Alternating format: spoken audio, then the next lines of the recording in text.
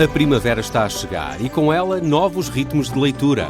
Leia artigos de opinião e receba acesso antecipado a todos os episódios de Podcast Plus. Acompanhe a atualidade ao minuto. Assine hoje o Observador com até 58% de desconto e habilite-se a ganhar uma tote bag e um voucher da Livraria Almedina. Tudo em observador.pt.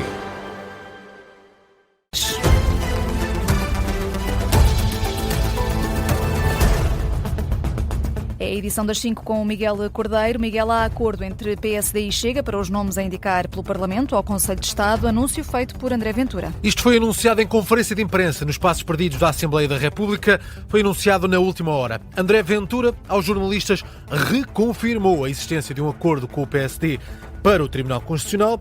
E depois o líder do Chega acrescentou que os dois partidos chegaram também a um acordo para as indicações noutros órgãos externos ao Parlamento. Esta conferência de imprensa foi acompanhada pelo repórter Vasco Maldonado Correia, que está agora em direto a partir da Assembleia da República.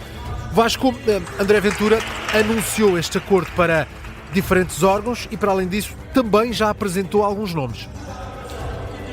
Para o Tribunal Constitucional, Miguel, fica a reconfirmação desse acordo por parte de André Ventura, sendo que o nome avançado pelo Chega já se sabia, é o juiz Luís Brites Lameiras, mas há novidades também para o Conselho Superior de Magistratura. Rui Gomes da Silva, Ministro Sombra da Justiça do Chega, é o escolhido, sendo que o Chega ainda tem direito a mais um nome neste entendimento com o PSD. Fernando Silva, Ministro Sombra da Administração Interna do partido, vai para o Conselho Superior do Ministério Público e, de resto, a Ventura avança também com os nomes do juiz Hélder Pombo para o Conselho Superior do Ministério Público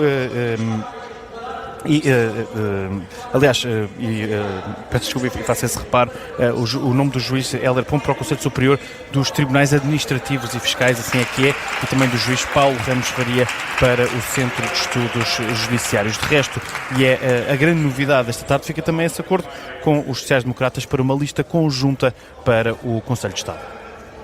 Quero também dizer que chegou-se a um entendimento em relação ao Conselho de Estado entre o Chega e o PSD. Haverá uma lista conjunta entre o Chega e o PSD. Não sabemos até este momento se o Partido Socialista quererá ou não fazer parte desta lista, como aconteceu em 2024. O Chega indicará um membro para o Conselho de Estado, dentro do que foi a indicação e dentro do que foi a negociação feita também com o PSD nesta matéria. Fica esse anúncio de André Ventura. Este acordo para vários órgãos foi firmado com o próprio Primeiro-Ministro, sendo que cabe agora ao PS dizer se quer juntar a esta lista ou apresentar uma lista própria. As duas vão a votos. E essa decisão vai sair também a composição dos 5 nomes a apresentar ao Conselho de Estado. André Ventura não confirma se vai ser um nome a avançar pelo Chega, mas se o PS aceitar, a lista avança então com 3 nomes do PSD, um do Chega e uma nomeação socialista. Nesta declaração nos Passos Perdidos fica também a reação do Presidente do Chega ao excedente orçamental que foi anunciado pelo Ministro das Finanças, com uma nota positiva e um lamento por parte de André Ventura. Eu queria dar a nota apenas de que é sempre positivo quando o país registra contas positivas. Nós sempre fomos, mesmo no Governo Socialista, é bom quando o país registra contas positivas. Neste caso, a única nota que eu quero deixar é que o Governo não tem feito o suficiente para aliviar a dor, o sofrimento que as pessoas estão a ter neste momento, fruto da situação do Médio Oriente e da inflação em relação ao seu nível de vida. É a primeira reação, de resto, do Chega ao excedente de 0,7% anunciado por Miranda Sarmento. Neste momento, Miguel, decorre no hemiciclo uma tarde de declarações políticas por parte dos partidos, o que significa também que a tarde promete ser longa aqui na Assembleia da República.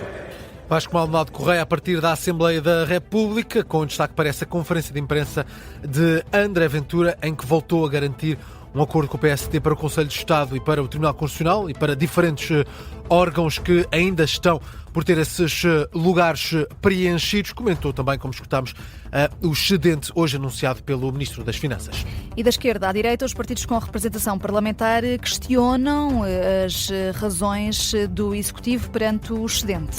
Escutámos ainda agora, as críticas de André Ventura. Mais cedo já tinha reagido também o Partido Socialista, esse excedente de 0,7% do PIB no fecho de 2025. António Mendonça Mendes, deputado do PS, recomenda ao Governo que encontre maneiras de responder às necessidades dos portugueses e não de celebrar. O Ministro das Finanças não tem nenhuma razão para estar satisfeito com o resultado orçamental, quando as famílias portuguesas, quando vão à bomba de gasolina, pagam muito pelo combustível e, ao contrário do Governo espanhol, que baixou os impostos sobre os combustíveis, o Governo aqui fez apenas uma medida de faz de conta. E é por isso que o Partido Socialista, aquilo que aconselha ao Governo é que responda às necessidades dos portugueses quando vão às bombas de gasolina e estão a pagar mais, quando vão ao supermercado e estão a pagar mais.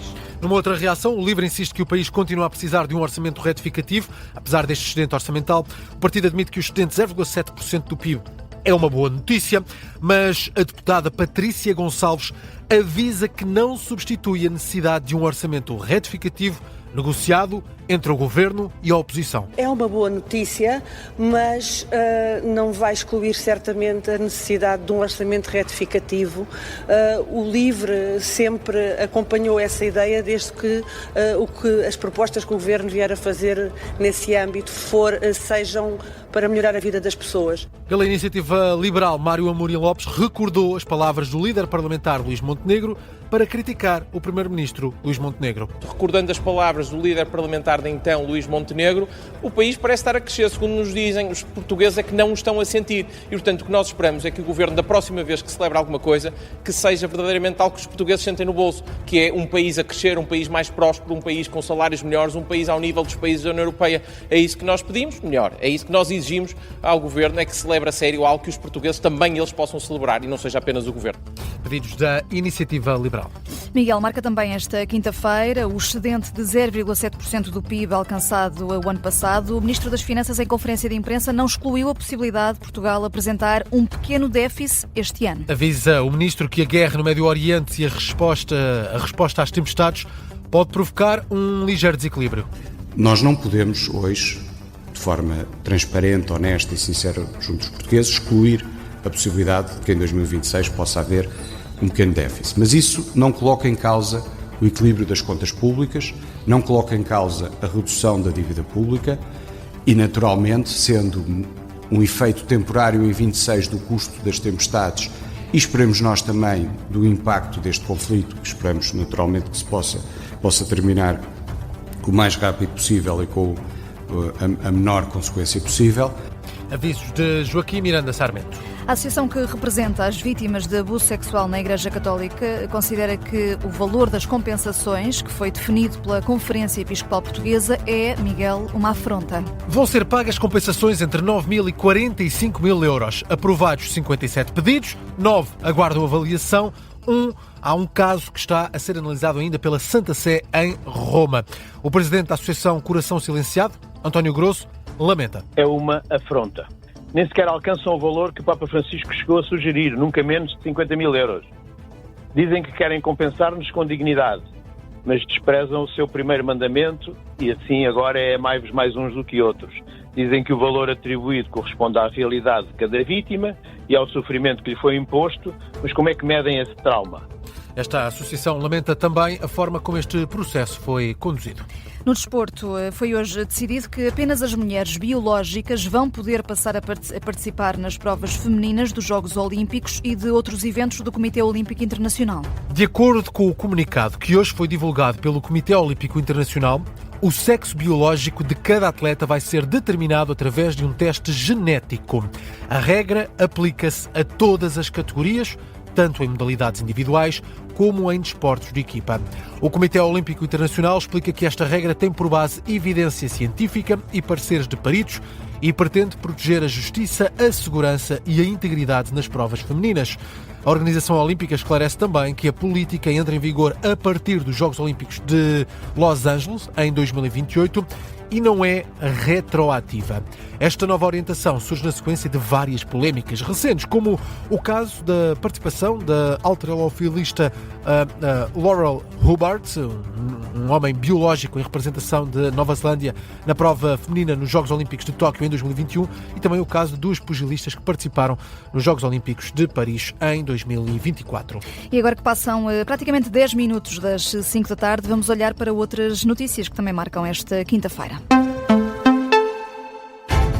Há uma delegação do Parlamento Europeu que vai estar em Lisboa a partir de segunda-feira para analisar as respostas portuguesas à crise da habitação.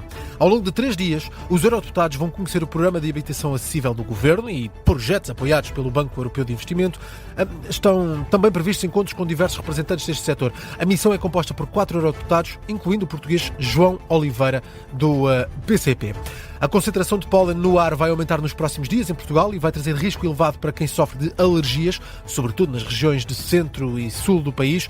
De acordo com a Sociedade Portuguesa de Alergologia e Imunologia Clínica, entre amanhã e o dia 2 de abril, o nível de pólen vai subir em cidades como Coimbra, Castelo Branco, Lisboa, Évora e Faro. Para fechar, Carlos Moedas contratou um chefe para o gabinete na Câmara Municipal de Lisboa.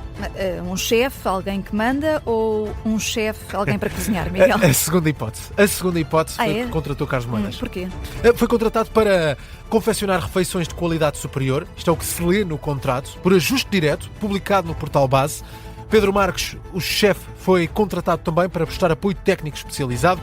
Vai planear, dirigir e coordenar os trabalhos de cozinha, estruturar emendas e efetuar cálculos de custos, preparar, confeccionar e empratar refeições para os eventos institucionais promovidos pela autarquia. E quanto é que este chefe vai ganhar? 1.400 euros por mês, 33.600 euros em 2 anos. Os detalhes estão em observador.pt. Uma notícia que está em destaque esta hora, assinada pelo jornalista Miguel Pereira Santos. Ponto final neste Jornal das 5.